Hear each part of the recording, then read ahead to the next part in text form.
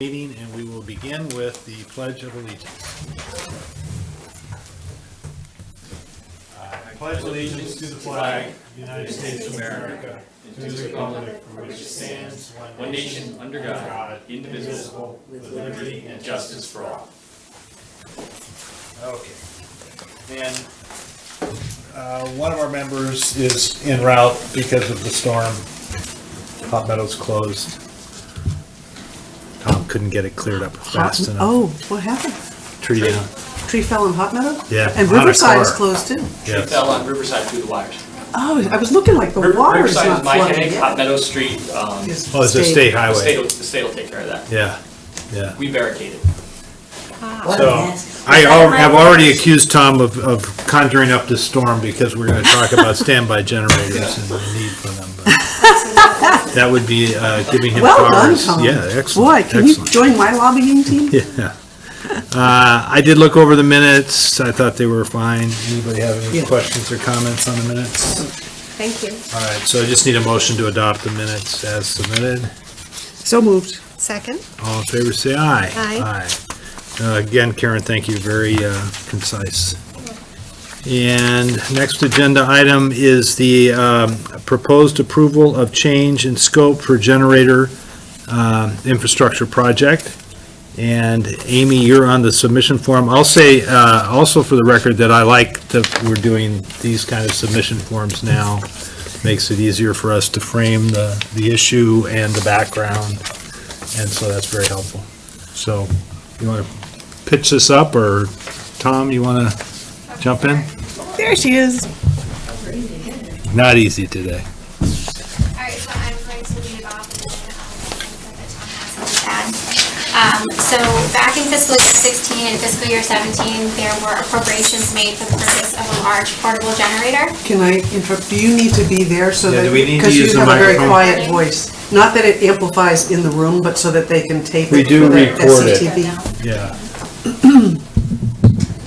Yeah. Thank you. That's easy. There you go. Okay. So back in fiscal year 16 and fiscal year 17, there were appropriations made for the purchase of a large portable generator. The generator was going to be used at Town Hall as well as Eno Hall and the library. Included as part of these appropriations were funds to perform the electrical work at the Town Hall, Eno Hall, and the library in order to hook up the generator. The generator was in fact purchased, and the cost was less than anticipated. We were able to take advantage of a GSA contract. And then as the project moved forward and estimates were received for the electrical work, it was found that we could actually purchase and install 2 permanent generators, one at Eno Hall and one at the library, and still remain within the current budget. So because this project is funded via bond funds, and we're changing the scope from 1 portable generator to 1 portable generator plus 2 permanent generators along with the electrical work, we need the Board of Finance's approval in order to move forward with this. Okay. So I have a couple questions, just probably for Tom mostly. So the original concept being a portable was to be able to move it if we needed to wherever we might need it. And you designated places that it could be brought to, and you were going to do hookups at Eno and the library. Yeah, Right. that's accurate. And part of the reason that we had even looked at the avenue of a portable generator is the WPCA had owned a small portable generator for a number of years, and during a long-duration power outage, that portable generator asset had to move around to a number of its pump stations and other things to keep it functional.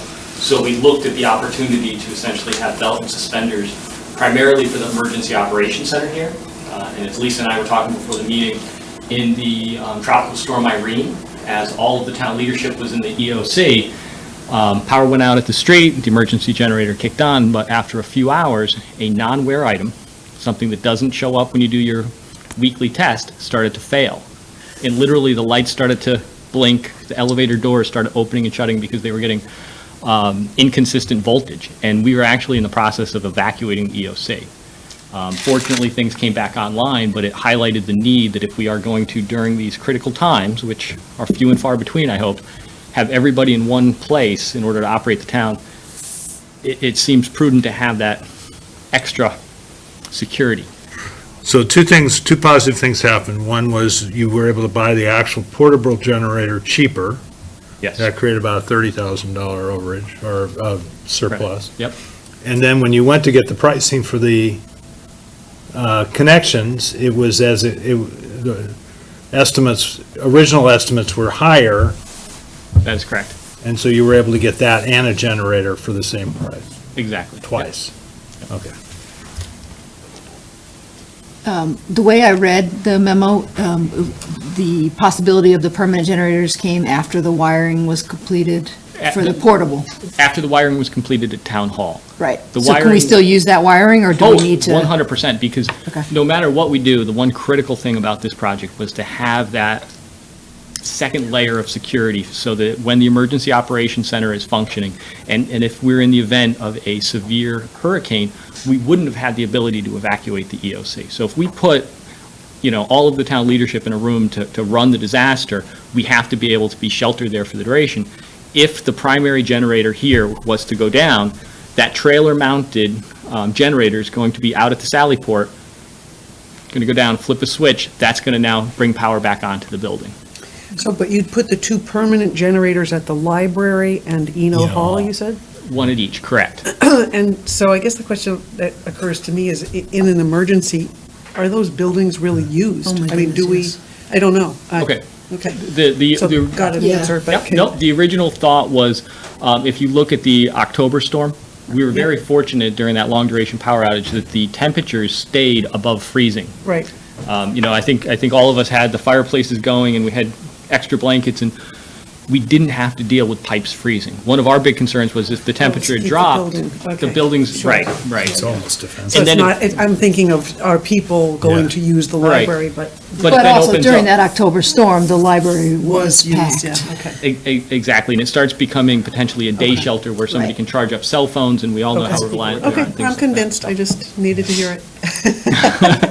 It's the And happiest same with story we ever even, had. with Eno, I mean. Exactly, and the additional advantage to having permanent generators is if the power goes down for 45 minutes or an hour, that's going to kick on and keep the building occupied, Mm-hmm. where that was never part of the original concept with the large portable Right, units. Sure, okay, I get it. So I'm going to say this in a way that I hope everybody takes it. It would be okay if we actually have stuff that comes in budget to just give the money back to the general fund. On the Yeah. other hand, if there's a specific use where more efficient things can be delivered for the same price and we've already bonded for it, this makes a lot of sense to me. So I'm very supportive. I'll follow up on that. Why did it come in so favorably? Like we were saying, the first thing, when we were doing the cost estimates, Jeff Shea at the time was working on the Terrafill project. He worked with that consultant to make sure we were in the right ballpark. We priced out a 250 kilowatt generator. One of the things, as you know, and again, you start very high level. We're looking at what we have. We have a 250 kilowatt generator here. This is our largest building in terms of electrical use. We went and looked at 3 years of detailed electrical use data. We said, working with our consultant, we can live with a 200 kilowatt generator. So we save money on that end. That generator is slightly smaller, which means you also save money on the trailer end, which comes to that $36,000 savings. The wiring here could have been made fully automatic, so that we could sit in the EOC, one generator would kick off, the other one would kick on. Due to the likelihood of that happening, we went with a simpler wiring setup where it would require some level of manual connection. But due to the frequency of when this would happen, it seemed very practical to do that. So I think those were some of the big savings. The other thing is the hookups for the temporary seem to be very expensive compared to the more common hookups for the permanent generators. Fair enough. Any other questions or comments? All right, so I'll be looking for the motion that was provided. Do we need to read this for the record? I'll read it. All right. It's found It's in Amy's memo. So it's resolved, it is hereby determined that the scope of the project to provide generator infrastructure at Eno Memorial Hall, Simsbury Public Library, and Town Hall, approved by the town of Simsbury as part of the 2015, 2016, and 2016-2017 capital improvement plans, be modified to include the purchase and installation of permanent generators in both Eno Memorial Hall and the Simsbury Public Library, and other expenses related to the project as modified. I just have one question. Yeah. Just to make sure, I know when we did the portable, the shared generator portable, that's already been purchased, so that's not included, because that was paid partially with sewer fees. That is exactly right. Because it was a 50/50, so there's no impact with the sewer in No. this change. Okay, Nope, that asset is already owned and Perfect. working well. perfect. So I need someone to say so moved. So moved. Second? Second. Seconded by Linda. All in favor, say aye. Aye. Approved. Thank you. Thank you. The last item is the audit communication letter that we received from Bloom Shapiro. We don't really need to take any action on this, other than to say that we've received it and read it. Pretty standard stuff. We already signed the engagement letter. They'll be here in October, right? Or done the planning already, right? So, How many years is this for? Contract, is this a one-year contract? it's a 1 year, it's for the June 18 audit. And we approve the auditors every year. We talked about maybe going out for an RFP, though, at the end of Yes. this year, right? But they haven't raised the rates in, like, in Yeah. 4 or 5 years, so, I mean, if they're willing to continue What leaving what the is rates the unchanged. protocol for Why- changing why- CPAs? So you could certainly do an RFP. We actually have a number underway at the moment for various consulting services. So if that's something you're interested in doing, we could definitely prepare an I'd be RFP. interested on this too. I mean, what is standard?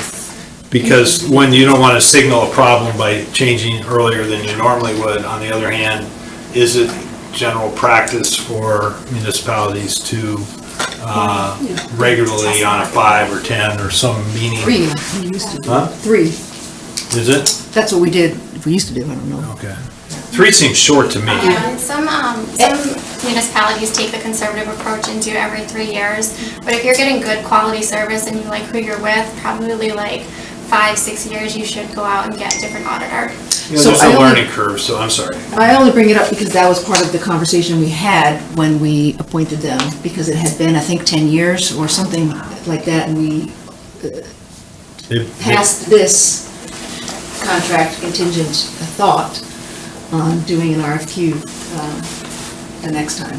Because of the transition with you coming on, the transition with Sean, that we didn't want to, right, do. So let's put We can that- go back and look at the minutes, I don't I'm necessarily. not sure what time of year we engage them. I know we signed the engagement letter in April, but I'm sure that their conversations began before that.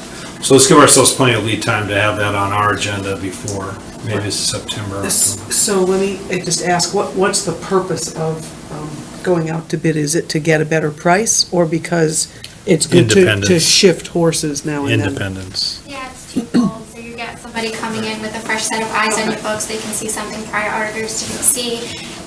It makes it so that that relationship is not so buddy-buddy. All right, And it that's also fine. keeps them honest with their If it was pricing. only price, I was gonna say, what's the point? But if that's the reason, then. Fiduciary is a taxpayer's dollars. Correct. Yes. So really what you're saying is you don't want these Bloom Shapiro anymore. You want to go to somebody new. Not not at all. Not necessarily. Yeah, but you run a process. But then you don't You run a get, you don't get process. the fresh eyes. I mean, so that's why I was asking the question. If we're opening it up just for the purpose of getting fresh eyes, then you're saying it can't be them because that won't be fresh eyes. If you're doing it for the purposes of the money, and they're giving us flat rates, then why are we going to an RFP? So I'm not hearing then a compelling argument to go if we might wind up with them at a higher rate because they've, if they're willing to give us the same rate, then. why not There's a just keep third them? perspective, which is qualifications, and so there's a size and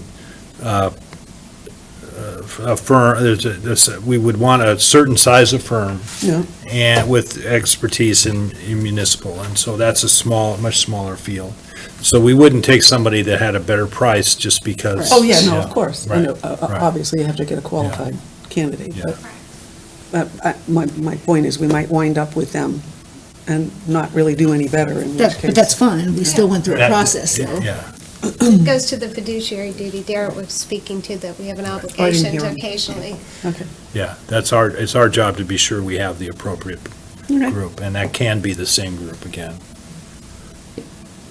Not always is, all right?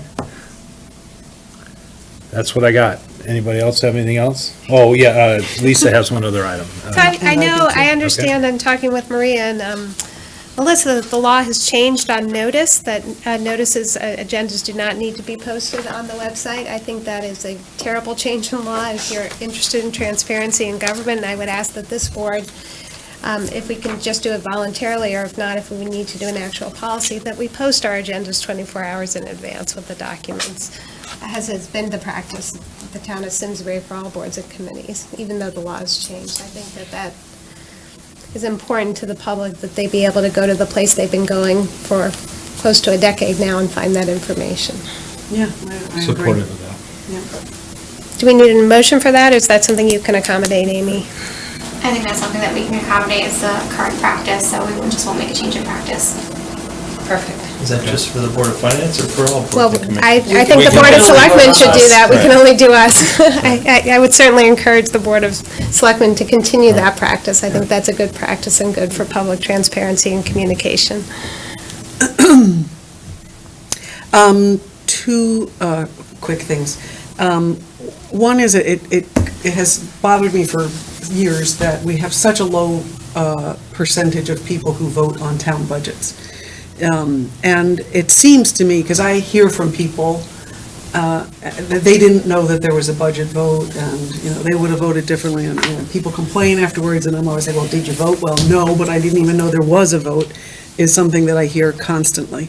And so I guess I would ask staff to look into what can we do legally to do a better job of notifying the public well in advance of a vote, and where they can get information about what's being voted on, because quite frankly, we ask people, come and vote, and here's what you're going to see when you vote. Do you approve of a budget of XXX million dollars? No information about whether that's an increase or a decrease, whether that's, anything, what that will do to their mill rate. And I know there are laws that prevent us from putting that information on the ballot. But I think we have a responsibility to make it easier for the public to understand what they're voting on, and to let them know when there's a vote. I mean, the notion that we have 6 or 7% of the population, of the voting population, making decisions on something that costs them $10,000 or $15,000 a year in taxes is kind of crazy to me. So if you could look into what's legal, what other towns do about making people aware of when budget votes are coming up, and then make a proposal so that we build it into the budget, because it just really concerns me that we have a smaller and smaller percentage of the population. For the last referendum, we doubled it, didn't we? Yeah, we were just under 10%, and we did try a few It's still things this year. pathetic. It's not great, but it was an improvement. But we did try doing a social media push through our various social media accounts. Our departments were really cooperative with that.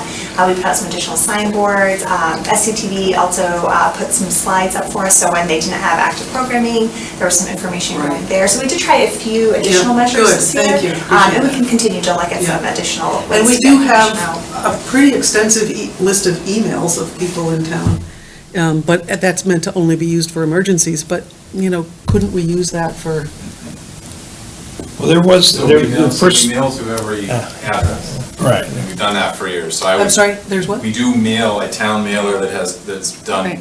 and paid for, but. That says, and- that says there's a budget vote Yeah. coming up? Yeah. Yes. But gives Some- gives the like information quarterly you or just semi- asked for in terms of shows change over the prior year. It meets the criteria where it can't take a side and say vote in any particular way, but it does attempt to do that, and it goes to every address. Okay. And Somehow I certainly didn't even realize there's that other myself, ways of and I'm here. getting it. I think it's great Shows to try how- the social shows how effective it media is. this year. Something else we did that was a little different is we also made sure that we had various budget documents available at what I call public viewing locations. So that we had copies available at the library, town clerk's office, senior center, at the farms. And because some folks, particularly older residents, they like that more traditional print material. So we also tried to make sure we had print material on hand at various public locations for people. And Well, you I'm also still added at the- sandwich signs instead to new locations this year. They Good. asked us to put them in different school Well, and locations. so maybe that's, maybe those steps account for why you did get a bigger turnout, but we have a long way to go to get to a place where I think it's, Are we able to do anything like Facebook Live or anything like that? Right, because, I mean, not to criticize SCTV, but I don't turn it on. I don't even know what channel, I hate to say it, I don't even know what channel it is. And most people in town, I think, if you're of a certain age, you don't turn it on. I mean, I think if there's already a Facebook page, Simsbury Politics, I think it might garner a little bit more interest, at least from the social media. It would be if it's legal to send a mailer to every registered mailing address. Why wouldn't it be okay to send an email with an attachment to every? Now, it may require that people actually have given us their email for reasons, privacy reasons that. But I've opted out of the listserv, same right? here. So people will opt out from communication. Yeah. But I don't know from a town perspective, but we Yeah. can send it. On the town side, I know it was the first selectman's purview or the town manager's purview can decide what to send from their office, so they could certainly send a notice if you so desire. Presuming goes through council because there are legal restrictions, so during that certain time, we do have to get all those communications through. But Linda, to your point, you didn't know that this flyer was sent to every individual, and every year we're at a rush to get it out, and because it does require legal review, it might be advantageous to have this board review it at our next meeting to see what it is and to see if the format needs to be changed, or is it providing the information that we think is crucial to the public to understand the budget. Do that well in advance so that we know and get the format set so that when it actually comes time to come, you just fill in the numbers. right. That might be something to consider, because that is signed by both Rob, Board of Ed, and Town Manager. Okay, well, thank you, I appreciate you being willing to look into it. Sorry, I was just gonna add, just based on some of the phone calls we got to our office after the referendum, couple of things. One, it's, okay, I showed up to vote this time, but I had no idea what I was voting on. Is there Right. something you can have at the polls? Like, I don't know if we can just provide the legal notice perhaps, so at least people see some detail as they're going into the voting booth. And second, okay, well, what if I disagree with that? When did I have the opportunity to weigh in on it? So I think we have to focus on maybe the back end and, you know, when we get to the public hearing step, we had 0 turnout this year for that, so, I mean, very minimal. Right. Very minimal turnout. We had some important people. But, you know, trying to get people involved on the front end of it so that we're not, you know, by the time they go to vote, they actually have. Know what they're voting on? Right. Do we want people who don't know what they're voting on at the polls, I guess? Well, you Is have the that other now. question.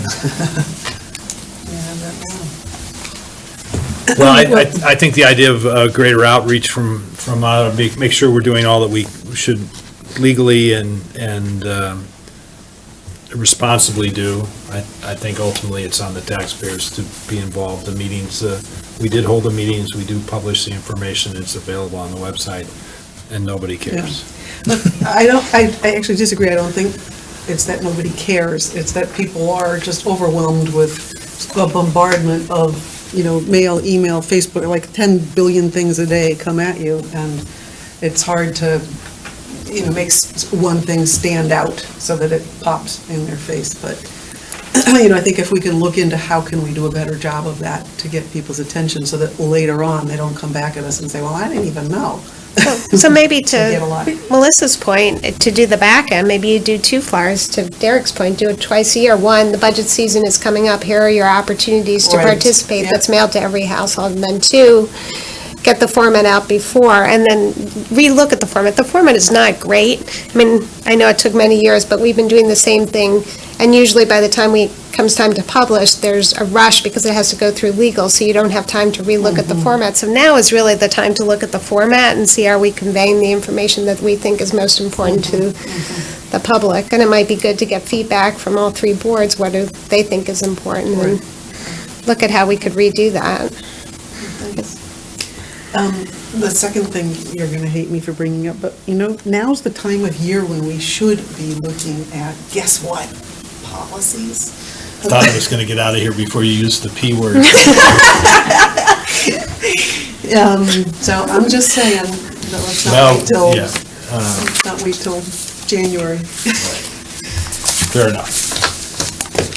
I will assume the responsibility of delegating that to Amy. So- We already have a head start. So we did get the capital asset thing started, but we do have a list of other policies that are in desperate need of being. Oh, goodness, you're mine. Linda will attest to this. I'm much better at reviewing things that other people do than initiating the initial rewrite of it, but we I just are, don't want to lose track of it. Yeah. 'Cause it really does need to be done. I'll be in touch. All right. Thank you. New record? I make a motion to adjourn. Oh All my in favor, gosh. say aye. It's too soon, it's too Aye. early. What do I do with Under myself? 30 minutes. Wow, good job. Did a tree Well, really yeah, fall? tree- Yeah. I did fall in a car. Oh, it fell on a